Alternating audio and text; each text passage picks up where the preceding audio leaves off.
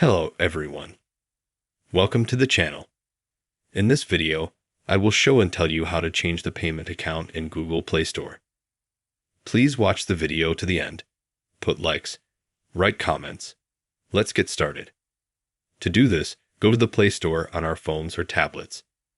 Then in the upper right corner, click on your profile. Here we click on Payments and Subscriptions. Choose Payment Methods from the top. Here we have our payment address, ER card, which is linked. It is a credit or debit card. In order to change the payment account of Google Play Store, we need to log out completely.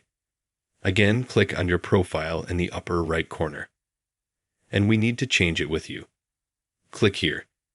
Here we choose add either a new account, a new email, and password, or log into another existing account. I have another one with a different email. Now when we're in the other one, we click on Payments and Subscriptions, then Payment Methods. And right here, I have a blank box. I click Add Credit or Debit Card. I do, and then I can change my Google Play Store payment account. This is such an easy way to do it. Subscribe to the channel. Put likes if you liked this video. Thank you all for watching.